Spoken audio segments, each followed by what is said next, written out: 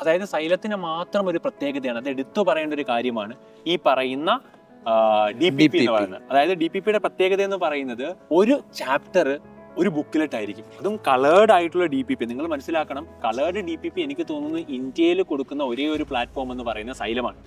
ഓരോ ദിവസവും എന്താണ് പഠിപ്പിക്കേണ്ടതെന്ന് കൃത്യമായി കളേർഡ് മെറ്റീരിയൽ, അതായത് നോട്ട്ബുക്ക് ഒന്നും വേണ്ട, ഇതിനകത്ത് കൃത്യമായി ആൻസർ എഴുതാനുള്ള സ്ഥലങ്ങൾ കറക്റ്റ് വിട്ടിട്ടുണ്ട്. അപ്പം ഓരോ ടോപ്പിക്ക് കഴിയുമ്പോഴും ആ ടോപ്പിക്കിൽ നിന്ന് വരാവുന്ന ബോർഡ് എക്സാം ക്വസ്റ്റ്യൻസ് അവിടെ ഉണ്ടാകും, അതുപോലെ തന്നെ എൻട്രൻസ് എക്സാം ക്വസ്റ്റ്യൻസും നോട്ട്സും ഉണ്ടാവും. അതായത് തിയറി പഠിപ്പിക്കുന്ന തിയറി എല്ലാം അവിടെ എന്ത് ചെയ്യും, പ്രിന്റഡ് ആയിട്ട് തന്നിട്ടുണ്ടാവും. അതുപോലെ തന്നെ ഓരോ ദിവസവും ഹോം അസൈൻമെന്റ്സും നിങ്ങൾക്ക് കൃത്യമായി ഹോംവർക്കും ചെയ്യാനുള്ള കാര്യങ്ങളെല്ലാം കളേർഡ് ആയിട്ട് നിങ്ങൾക്ക് എല്ലാ സബ്ജക്റ്റിനും എല്ലാ ചാപ്റ്ററുകൾക്കും ആയിട്ട് ഒരു ചാപ്റ്റർ ഒരു മെറ്റീരിയൽ. ഏറ്റവും മെയിൻ പ്രത്യേകത എന്ന് പറയുന്നത് ബൾക്കിയർ ആയിട്ട് ഒന്നുമല്ല, ഒരു ചാപ്റ്റർ ഒരു മെറ്റീരിയൽ എന്നുള്ള രീതിയിലാണ്.